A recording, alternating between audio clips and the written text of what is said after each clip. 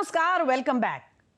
Viewers, just a year ago, coward Pakistan-based terrorists targeted innocent, unarmed tourists in the Pahalgam Valley, targeting them not just for being Indians, but for their religion.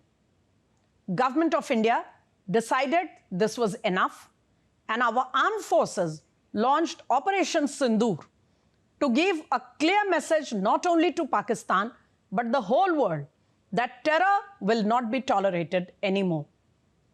We are now at the cusp of completing 1 year of Operation Sindoor. How prepared are we for our security to prevent any such attacks, and the paradigm shift that was brought in our policy towards terror, where do we stand on that front? These are some of the questions we will go through in this special episode of Media Scan, for which we have stalwarts joining us on this episode. But before that, a quick report. हमने अपनी शर्तों पर, अपने समय पर उस operation को अंजाम दिया और अपनी शर्तों पर ही उसे हमने समाप्त भी किया। हमने उसे अपनी मर्जी से, अपनी शर्तों पर रोका और अगर जरूरत पड़ती तो हम लंबी लड़ाई के लिए भी पूरी तरह से तैयार थे।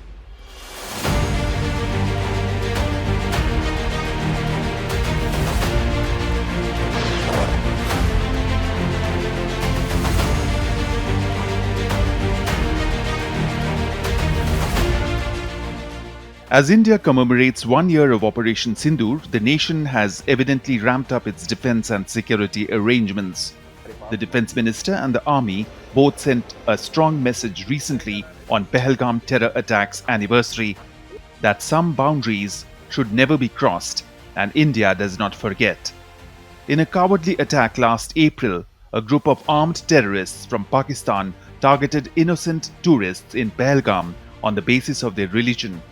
Responding to the attack, India launched Operation Sindoor on the intervening night of May 6th and 7th, striking deep inside Pakistan and Pakistan-occupied Kashmir, neutralizing many high-value terror bases. Following Operation Sindoor, the Modi government revised India's doctrine towards terror. India now considers every terror attack as an act of war. A paradigm shift is also visible towards ramping up defense purchases, pushing self-reliance and strengthening our air defense and naval systems, along with heightened border vigilance. Media Scan Desk, DD India.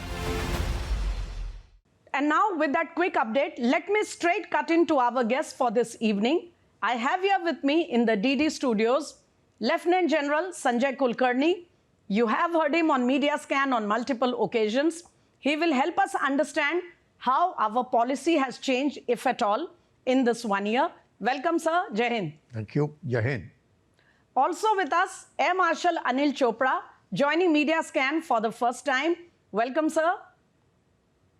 Thank you, Smita. Always a pleasure. Yes. And Captain Alok Bansal, well-known expert on geopolitical matters. You have been listening to him on Media Scan earlier. Welcome, all gentlemen. And if I may come to Air Marshal Chopra first. Sir, everybody knows that Operation Sindoor was essentially an air operation.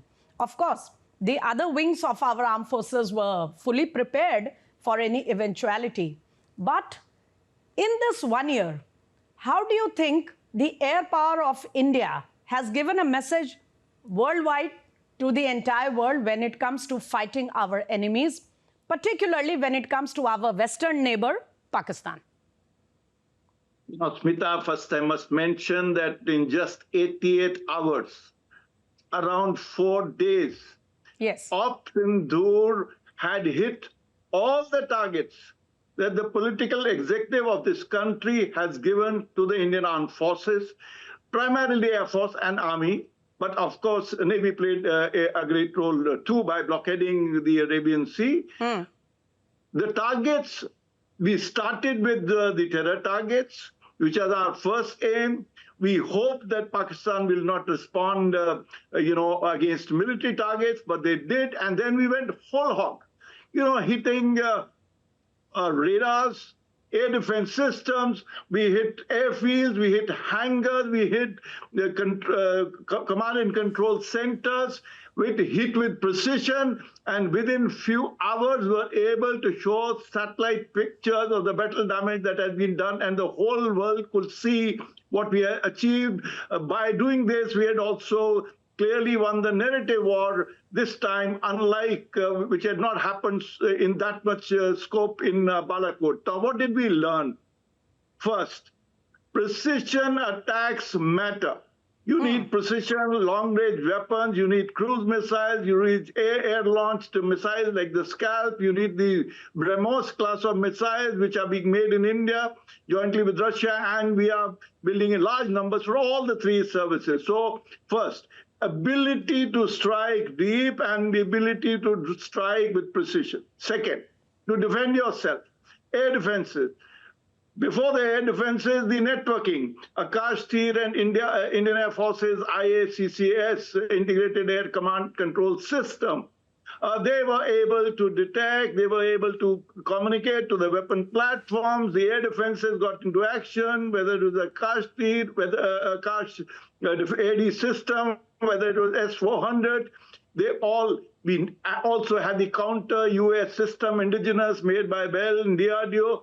And we were able to neutralize the incoming strikes that they made, whether they were the drones with Fatah missiles or whatever the Pakistan used. So importance of air defense. Now, in the last few months, we know, firstly, we ordered... I'll come to what we are doing to make fresh purchases, to augment our strength in that area. But before that, allow me to bring in General Kulkarni here. Sir, Pakistan willy-nilly managed to create a smoke screen trying to tell the world that it had given a very befitting reply to India and that it was not affected at all, trying to go out with false pictures, etc. And somewhere trying to create a victory or an upper hand through a political narrative which was not actually visible on the ground, but it based it on falsehoods and misleading information and a lot of, a lot of bravado, which was which we knew is not true. But somewhere, some countries in the world might have taken it at face value. Thank you very much, Mitaji. At the very outset, let's be very clear. Victory is what, is generally defined by what the perceptions are all about. But in this context of Operation Sindoor, it was an asymmetric warfare. It wasn't a conventional war, first. Second, we have wanted to display what we always said, zero tolerance for terror. Yes. And it was specific against the terror. It wasn't against the enemy country, or we could call the neighbor. It wasn't against Pakistan. It wasn't against the people of Pakistan. It was against terror which emanated. The Prime Minister has stated in no uncertain terms, terror means the terrorists and the ones who are supporting those terrorists. Right. Everybody will be targeted and will not be left. So keeping that as a backdrop, the precision which Marshal Chopra has been talking about, it is that which created a total, I would say, Pakistan, not just Pakistan, the world over, they didn't expect that it would be so accurate that there was no collateral damage. That's the first thing, no collateral damage. At a time when it was executed, it was to ensure that the people of Pakistan are not hurt, but only the terrorists and the families who were living where those 9 of those had been hit. Sir, for a lay person like me, how do you differentiate what is the terror network and what is the conventional Pakistani establishment? When the big guns in the government are seen present in, in the funeral of dreaded terrorists, and everybody knows that there is a very thin line which actually differentiates the actual terrorist and the formal establishment of that country. Absolutely. I agree with you. Because if it was feasible and if the terrorist had 2 horns coming out, we would actually be able to identify that he is a terrorist. They look like anybody else, merge and still be able to do it, which ensures that we need to build up our capacity. Our capacity building has to really go miles up and faster than their thinking. If we are using technology, so are they using technology. If we are doing surveillance, so are they doing surveillance. If we are doing cyber attacks, so are they doing cyber attacks. So it is they're matching for technologies, and they're getting technologies. Like in this case, you saw how China was assisting Pakistan, how Turkey later came in to assist Pakistan. So there's a lot happening. If they're using drones, how to counter those drones, how to ensure that the drones don't do it. If they're using means, then how lasers can ensure and faster, how our existing weaponry could also go along and destroy the drones, the various Akash, how the radars would be able to do, how artificial intelligence could be utilized, how cyber warfare could be done, how robotics could be utilized, how information gathering needs to build up, how all the three services need to synergize and work together to ensure that we're able to hit the targets together. So all this particular thing showed, and we always called out the nuclear bluff of Pakistan, because Pakistan thought that they could get away thinking that they were nuclear. So is everybody. Nuclear is a deterrence. That's it. It doesn't mean that you can carry on thinking that you can use nuclear. Nobody can actually do so. Right. So in fact, the one thing that India called out very clearly in a message to the world was calling off Pakistan's the nuclear bluff, which it had been trying to create, in order to intimidate us from any, if I may say, kinetic action or direct action. But coming to Alok Bansal, sir, while it is true that we have given a message when it comes to cross-border terror, the fact remains that in the past 2 or 3 months, if you take an overview of the kind of crackdown we have done on terror, the kind of sleeper cells, the kind of elements that have been rounded up, it includes colleges and campuses and very, if I may say, white-collar kind of jobs. So all this shows that Pakistan may have taken a step back when it comes to directly attacking our forces or the people, but it is very much active, and people in every corner of the country are being tapped, they are being contacted in order to create some trouble from within. What is your take on that front? See, firstly, we need to understand that terrorists are ideologically brainwashed terrorists. And I think an ideological terrorist has to be countered ideologically. What we did was the first step, countering them physically, eliminating them, eradicating their nurseries within Pakistan. We have done that. Now the second phase has started, where we are trying to counter them ideologically, where they are trying to brainwash the students, laypersons, and some of them have already been brainwashed. So our agencies are doing a phenomenal job trying to eradicate these potential terrorists or sleeper cells who are waiting for instructions from their masters to strike.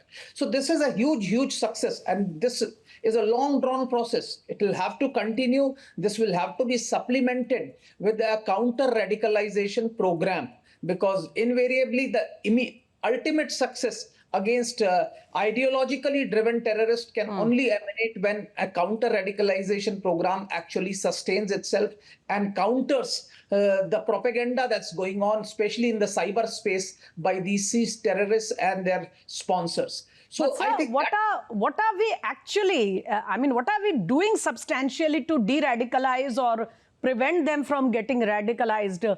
Is that really visible? What is your assessment? See, Smitaji, this cannot be visible. Please understand, this is important. If it is visible, then of course it's a failure. Because a de-radicalization program, if it is known that it's a program for de-radicalization, actually falls flat. So But do you think we are doing enough behind the curtains? Undoubtedly. I think I have not even an iota of doubt that our security agencies under our NSA are doing a phenomenal job as far as this agenda is concerned. I think we are going ahead with a de-radicalization program. And I am of the firm belief that without a de-radicalization program, you cannot eliminate radical terrorists completely. Right, you can physically eliminate them, but that if that factory continues, then you'll keep having people who will keep coming in and joining the thing. Right. So that is one way which has actually gone ahead. And I think, as you said, Operation Sindoor has reestablished many and has shattered a lot of myths at the same time. One of which Pakistan, which had been propagating for a long time, that under the nuclear overhang, there was no scope for a conventional conflict or anything. But India has shown that despite nuclear weapons with either countries, certain actions are feasible. And our intention was to eliminate these nurseries of terrorism, which we have done it. Our intention was not to target an ordinary Pakistan. and we have no ill will towards them. So we eliminated those who were sponsoring terror and those who were supporting it. Correct. So the initial attack was only on the nurseries, and when the Pakistan retaliated against our security forces, their security establishments were targeted with pinpoint accuracy. The intention was never to hurt a common or an ordinary unarmed individual. Right, and that is why it was in all that conflict, during all that operation, we hardly saw any civilians losing their lives or getting targeted, whereas that was not the case on our side of the LOC, where Pakistan very shamelessly targeted our villagers. But allow me to come to Air Marshal Chopra again. Sir, you were talking about how we are ramping up our defense systems and our, our armories to be ready for any further action. As the government had made it very clear, in future, since Sindhur, every act of terror would be treated and responded to as an act of war. In that context or in that perspective, how prepared are we at present and what are we doing for the future? Briefly, sir. Yeah, I am a strategic advisor to Society of Indian Defense Manufacturers, and I'm seeing very, very closely the interaction between Ministry of Defense, the service headquarters, and the industry. So there is a whole heap of activity taking place. Of course, as far as precision strike is concerned, the newer variants of BrahMos are being pushed and numbers are being increased. Loiter munitions, which have played a great role in all the wars in the last 5-6 years, their inventories are increasing. Greater powers have been given to vice chiefs of the three services to be able to buy. More and more drones are being bought. The army chief has announced that every battalion commander will have a couple of drones. In fact, every soldier will have a drone on his backpack. That is the kind of inventories that are being proposed to be built. You know, we have already ordered additional S-400 missiles. The S-400 made a farthest kill ever in the history by hitting a AEWC aircraft at a range of 313 kilometers and also knocking off some fighter aircraft. The numbers are already in public domain. So also another 5 S-400s are going to be ordered for a continental-sized country of India. We need more S-400s, at least 10 of them to begin with. Also, we need more fighter aircraft. We all know that Rafale perhaps may be ordered another 6 squadrons. The AMCA and LCA programs are being pushed. Of course, a lot more needs to be done on that score. But I must mention in all this, the political will is fantastic. You know, we have crossed 1,50,000 crores of defense production. We have crossed 35,000 crores of exports. Private sector is coming in big way. 60% of the total exports we have made on defense equipment are from private sector. So there is a whole of nation approach that is being driven directly from the PMO, from the Prime Minister himself to build the national capability. Sir, you are right that, the stress from the political establishment has been very, very clear, and perhaps that is why we have done more than we were able to do for 10 years during the UPA rule. But just quickly in one line, Operation Sindoor, if I am not wrong, please correct me, was also one of the first instances where we saw a semblance of this, if I may say, the various forces coming together in a case of synergy. Though it has been there forever, but this was a typical case where the synergy building up was visible to everyone. In that context, yes. How do you look at that, sir? Because the government has been very particular on that lately. Yes, absolutely, Smita. Jointness was visible. You know, the three chiefs were seen at least a couple of times during the day on television, meeting somewhere with NSA and even with the PM. So there has been a great amount of jointness in all three services. You know, you get an impression it was just for the Air Force was in action. Actually, Air Force and Army were very much in action, but Navy was also in great action. And I must say, also, it is a whole of nation approach. I'll come to General Kulkarni here quickly. Sir, while it is being discussed on various platforms, and I see a lot of commentators writing about it, saying that Pakistan very cleverly used whatever happened during Operation Sindoor to, strengthen its position in the Western world and to tell the people how, just to put it in one line, the issue here is that Pakistan managed very cleverly to get some diplomatic and strategic advantage in the Western world by painting itself as a victim. And we are now seeing that it has got some benefits out of that whole situation. Pakistan attempts to do what it wants to because it wants to get rid of that baggage that it is known in the world for, because terrorism is what Pakistan uses as a state policy. Everybody knows it. Even in the UN, you found out the Israelis immediately said that Pakistan is a terrorist country. Yes. So everybody knows that Pakistan is a terrorist. Now it wants to get out of that bracket that it is known in the world as a terrorist nation. How does it do it? So this was one of the ways they thought, because they thought that they'd been hit so hard and they could retaliate.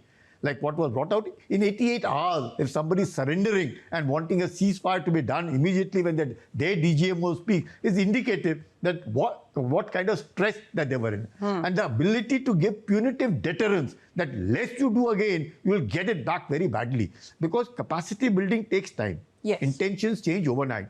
In this area of conventional warfare, now it's asymmetric. It's all kind of hybrid. It's technology, it's absorption of technology, the ability to use the technology, wherein Pakistan finds itself, it's still mired in terrorism, just involved in terrorism. And again, two-nation theory, you find that Field Marshal has got nothing else in his head. He only talks politics. Absolutely. Right from, you find from Ziaul Haq's time, bleed India with 1,000 cuts, hate India. That is what is Pakistan all about. That has now Pakistan realized that India walks the talk. If India says, do not, we have been telling you again and again, Sam, Dam, Dand, Bhed, that Dand will come to you if you intend to do it. Yes, and everyone, including the Raksha Mantri himself, were very categorical in saying that Operation Sindoor has just been halted, it is not over. But we really don't have much time left. So very quickly, coming back to Alok Bansalji, sir, this was all about what Pakistan is doing or attempting to do. But coming back to our own country, we know that with the kind of threats that India is facing from all sides, we have to ramp up our defenses in a very long-term sort of way. And the Great Nicobar project, which is so much in news, was one of those steps which could help us strengthen our capacity, our monitoring of the borders, and our water power around in the seas. But what happens here is, every time India takes such a step, there is political opposition. In this case, we are seeing the leader of opposition very stridently coming out against the Great Nicobar project, camping there, trying to create a narrative that what India is doing is not required, it is detrimental to the people there. How do you look at these attempts happening within the country on the political front? See, firstly, as far as Great Nicobar project is concerned, it's a very, very vital and significant project. In fact, in my mind, it is almost 3 decades late. It should have started in 90s. We could have actually, if the Great Nicobar was functioning by 1999, we could have drawn a huge amount of capital and investment which was moving out of Hong Kong when Hong Kong was being returned to China. Yes. Even that time, this project was stopped off. But certain vested interests within then ruling party actually scuttled the project. And that is what is happening. I think this is a project which has enormous utility. It is going to be a phenomenally game-changing project.